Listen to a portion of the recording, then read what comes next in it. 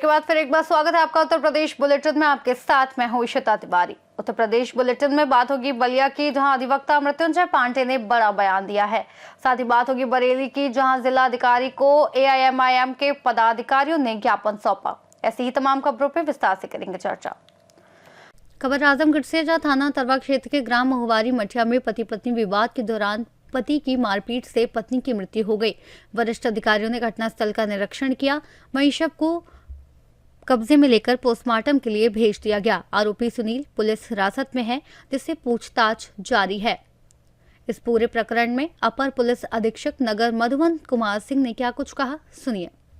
तरवा का क्या प्रकरण है सर? ये मामला तरवा थाना क्षेत्र के ग्राम महुवारी मठिया का है।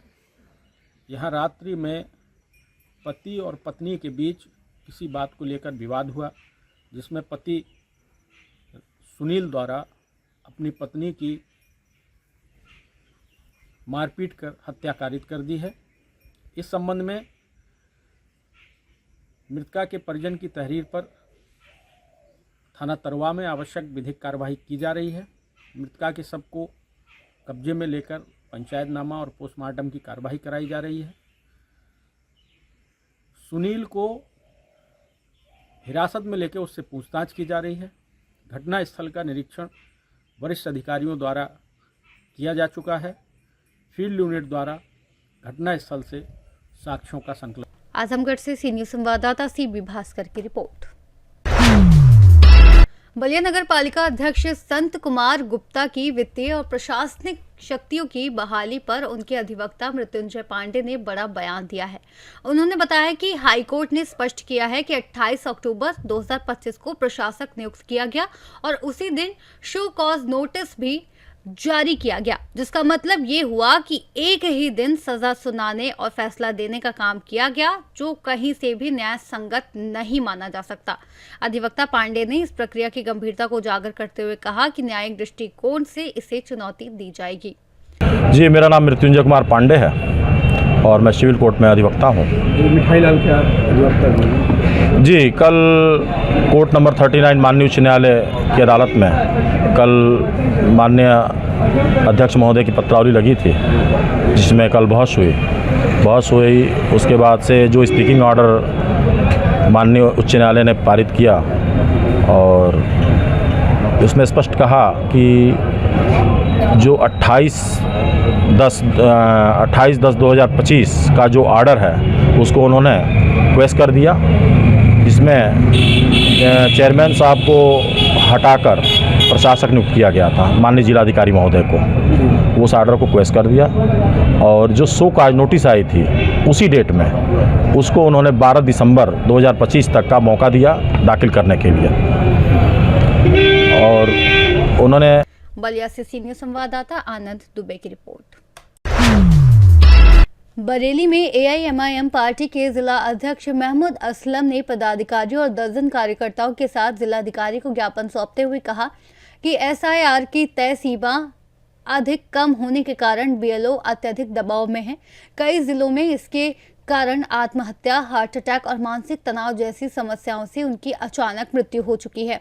उन्होंने ये भी बताया कि गरीब और अनपढ़ लोग SIR फॉर्म भरने में असमर्थ हैं, विशेषकर वे लोग जो बाहर मजदूरी कर रहे हैं, जिससे उन्हें वोट देने का अधिकार प्रभावित हो सकता है। ज्ञापन सौंपने के दौरान AIMIM पार्टी के प्रदेश महासचिव नदीम कुरैशी, सचिव पश्चिमी UP रेहान अंसारी, प्रदेश सचिव युवा नसीम खान, महानगर अध्यक्ष अन्य सकलैनी, महानगर अध्यक्ष युवा इकाई यूसुफ अली, जिला महासचिव गुड्डू अलवी, जिला सचिव जमरूद खान और संयुक्त सचिव तौसिफ खान तथा लीगल सेल जिला प्रभारी एडवोकेट इमरान अली भी मौजूद रहे। क्या नाम है? मोहम्मद असलम, एडवोकेट, जिला अध्यक्ष ऑल इंडिया मजलिस इत्तेहादुल मुस्लिमीन बरेली। मामला ये है, वर्तमान समय में जो बरेली जिले में SIR प्रक्रिया जो चल रही है उसमें जो है लोगों को इतना कम समय दिया गया है। आप देख रहे हैं लगातार BLO जो है हमारे, उनके ऊपर भी वर्कलोड है और बेचारे बहुत से लोग ने आत्महत्या, लोग डिप्रेशन में आकर उनकी मौत हो रही है, हार्ट अटैक वगैरह, ब्रेन हेमरेज वगैरह से हो रही है। ये अत्यधिक वर्कलोड के कारण हो रही है और जनता में भी जो है अजीब सा एक हाहाकार मचा हुआ है। और उसमें आदमी जो है किसी का 2003 की लिस्ट में नाम है तो आज उसका वोटर SIR फार्म नहीं आया, और किसी का जो है आज की लिस्ट में नाम है, 2003 की लिस्ट में उसका नाम नहीं है। और इन सब लोग जो है एक जगह से दूसरी जगह जाकर बस गए हैं, वो अपने जो है नाम ढूंढ रहे हैं और पुरानी लिस्टें नहीं मिल पा रही है। बीएलओ जो है लगातार लोगों के पास जाके फार्म नहीं भर पा रहे हैं, बहुत सी जगह पर जो है फार्म पहुंच भी नहीं पा रहे हैं। तो ऐसी दशा में जो है इस जो निश्चित समय जो 4 दिसंबर या 5 दिसंबर जो दी गई है, इतने कम समय में एसआईआर जो है ईमानदारी से और सही तरीके से हो पाना असंभव है। हम लोगों की मांग है ऑल इंडिया मजलिस इत्तेहादुल मुस्लिमीन से कि इसका समय जो है बढ़ाया जाए। ऐसे हम जिलाधिकारी महोदय को ये ज्ञापन देने के लिए आए हैं और उनसे मांग करने आए हैं कि ऐसा ताकि हमारे बीएलओ भाइयों के ऊपर दबाव कम हो और जनता में भी जो ये हाहाकार मचा हुआ अजीब सा डर है वो खत्म हो, क्योंकि पहले भी एसआईआर हुआ है, सिंपल प्रक्रिया से हुआ, उसी तरीके से हम चाहते हैं कि वैसे ही जो जनता को उसमें विश्वास में लेकर काम किया जाए। और जो बाहर मजदूरी पे हैं बेचारे, उनका जो है वोट बिना किसी कारण के कट जाएगा, ऐसा नहीं होना। बरेली से सी न्यूज संवाददाता बीएस चंदेल की रिपोर्ट।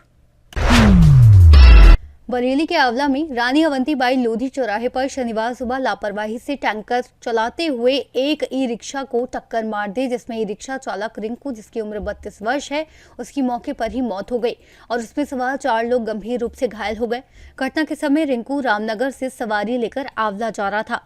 टक्कर के बाद टैंकर और चालक मौके से फरार हो गए।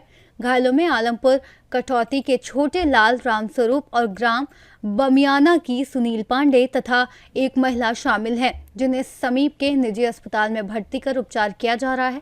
पुलिस ने मौके पर पहुंचकर रिंकू के शव का पंचनामा भरने के साथ ही घायलों का इलाज सुनिश्चित कराया और फरार टैंकर चालक की तलाश शुरू कर दी है। बरेली से सी न्यूज संवाददाता आंवला बरेली से सी न्यूज संवाददाता अरविंद पेंटर की रिपोर्ट। गाजीपुर के कसीमाबाद बहादुरगंज बाका चकोदयम प्राथमिक विद्यालय के प्रधानाध्यापक कौशल कुमार त्रिपाठी ने चेतावनी दी है कि विद्यालय परिसर में स्थित बिजली का ट्रांसफार्मर जर्जर स्थिति में है, जिससे बच्चों के लिए हमेशा दुर्घटना का खतरा बना रहता है। उन्होंने बताया कि ट्रांसफार्मर से खुली तारें और स्पार्किंग के कारण बारिश के मौसम में करंट का जोखिम बढ़ जाता है और किसी भी समय तेज रिसाव की स्थिति में बच्चों की जान को गंभीर खतरा हो सकता है। त्रिपाठी ने पिछले 3 साल से इस समस्या के संबंध में कसीमाबाद एसडीएम और बिजली विभाग के अधिकारियों को पत्र भेजकर अवगत कराया, लेकिन अब तक कोई समाधान नहीं हुआ। उन्होंने अधिकारियों से आग्रह किया कि बच्चों की सुरक्षा सुनिश्चित करने के लिए ट्रांसफार्मर को हटाया जाए या आवश्यक सुरक्षा उपाय किए जाएं। हमेशा दिन भर कहीं ना कहीं जब तक क्लास चलती है तब तक ले वो इसके प्रति अलर्ट रहते हैं और ये एक दो दिन काम नहीं, लंबे समय से लग रहा है कि ये ऐसी ट्रांसफार्मर जो यहाँ लगा हुआ है, तो इसे भी लेकर बात करते हैं। आखिरकार ये जो समस्या है इसे लेकर सर हमारे बीच में हैं, उनसे बात करते हैं। कौशल त्रिपाठी सर जो यहाँ के प्रधानाध्यापक हैं। सर ये जो ट्रांसफार्मर जो लगा है आपके विद्यालय के पास में, तो इसे लेकर सर क्या बताएंगे? तो बड़ी एक दयनीय स्थिति सर यहाँ दिखाई दे रही है। हम 2018 में आए यहाँ और आने के बाद से ही मैं प्रयासरत हूँ कि यह ट्रांसफार्मर यहाँ से स्थानांतरित हो जाए। इसके लिए हमने अपने विभाग को भी सूचित किया, बीआरसी भी सूचना दिया, तहसील दिवस में भी मैंने सूचना दिया और तहसील दिवस में एक बार नहीं 3 बार हमने सूचना दिया, बिजली विभाग को सूचना दिया, लेकिन आज तक यह जो है समस्या हमारी दूर नहीं हो पाई। विद्यालय में यह ट्रांसफार्मर बहुत ही चिंताजनक विषय है कि बच्चों को हमेशा आना है, जाना है, यहीं खेलना है, यही कैंपस है, इसी में बच्चे खेलते भी हैं, लेकिन हम लोगों के मन में हमेशा दुर्घटना की शंका बनी रहती है कि कब दुर्घटना कोई हो न जाए, नहीं तो बड़ी ही स्थिति भयावह होगी। लेकिन विभाग और सरकार का इधर कोई विशेष ध्यान नहीं है जी। अब पता करने पे यह पता चला है कि नहीं, बीआरसी से जो है विभाग से एस्टिमेट बन करके जो है गया है और देखिए ये कब तक समस्या बनी रहती है, कब दूर होती है। कभी सर ऐसी भी घटना सामने सर हुई है जैसे कि कोई तार गिर गया यहाँ से और कुछ ऐसी सामने नजर आई हो? अभी 1 साल पहले जो है मैं कक्षा से बाहर निकल रहा था, बच्चे कक्षा में पढ़ रहे थे, अचानक 11,000 वाली लाइन एक फेस टूट करके और कैंपस में गिर गया। मैंने तुरंत जो है सब स्टेशन पे सूचना दिया, वहाँ से सिट डाउन लिया गया, तार को हटाया गया, लेकिन फिर ज्यों की त्यों समस्या बनी हुई है। तो हमेशा भय बना रहता है कि कहीं कोई दुर्घटना न हो जाए जिससे कि कोई अपूर्ण क्षति न हो। जी जी बिल्कुल, नहीं तो कहीं ना कहीं सर जो दिख रहा है ये समस्या तो बिल्कुल एक ट्रांसफार्मर प्लस यहाँ पेड़ भी है, सटा हुआ पेड़ भी है, जिसकी वजह से तो कुछ हाँ, पेड़ की डालियाँ जो हैं जो तार से संपर्क में आती हैं वो धीरे धीरे सूख जाया करती हैं। अच्छा हाँ देखिए सामने उधर जी, जी। लगा के देख लीजिए कि जो है वो डाली देखिए जब टच होगा तो जरूर, यानी इतनी बड़ी एक तरीके से विद्यालय के पास सटा हुआ सर। हाँ, आश्वासन के रूप में सर क्या मिला है वहाँ से? आश्वासन तो मिला है कि नहीं, इस बार जो है सरकार की तरफ से विभाग को पैसा जो है सैंक्शन किया जा रहा है और जिन विद्यालयों में तार और ट्रांसफार्मर है उसके कैंपस से उसको दूर कर दिया जाएगा। लेकिन अब देखिए कि यह आश्वासन केवल बन के रह जाता है या यह अमल में आता है, यह समस्या हम लोगों की दूर हो पाती है। जी जी बिल्कुल बिल्कुल। देखिए भाई समय समय से बिल्कुल यहाँ के मैं और कुछ वो चीज़ दिखाते रहूँगा कि आखिरकार ये इसका समाधान कब तक हो पा रहा है, क्योंकि इसकी बड़ी जब लापरवाही, जब कुछ न ऐसी दुर्घटना अगर ऐसी होगी तो वहाँ सबसे बड़े लापरवाह वो बिजली विभाग के वो अधिकारी रहेंगे, जिले के अधिकारी रहेंगे और जो अन्य अधिकारी हैं जो इसके प्रति जिम्मेदार हैं वो लोग इस। गाजीपुर से सीनियर संवाददाता रमेश यादव की रिपोर्ट।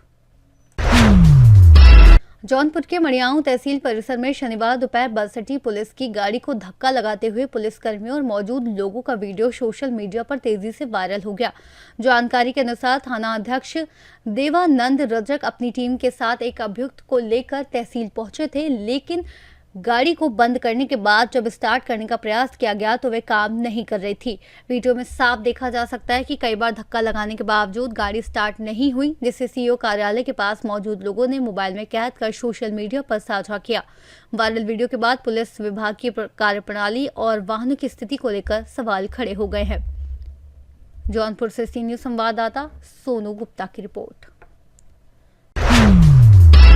कन्नौज में किसानों की समस्याओं को लेकर भारतीय किसान यूनियन के जिला अध्यक्ष राजा शुक्ला के निर्देशानुसार प्रदेश प्रवक्ता डॉक्टर रजनीश दुबे और जिला महासचिव आनंद तिवारी के नेतृत्व में सैकड़ों कार्यकर्ताओं ने उप जिलाधिकारी को ज्ञापन सौंपा, जिसमें किसानों को खाद की आपूर्ति में हो रही गंभीर कमी, तय दाम से अधिक भुगतान के बावजूद खाद न मिलने और नकली दवा दिए जाने की शिकायत की गई।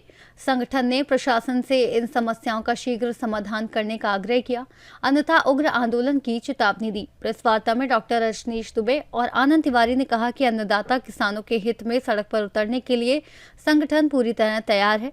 जिला अध्यक्ष राजा शुक्ला ने भी कहा कि वे स्वयं किसान हैं और किसानों के दर्द को भली भांति समझते हैं।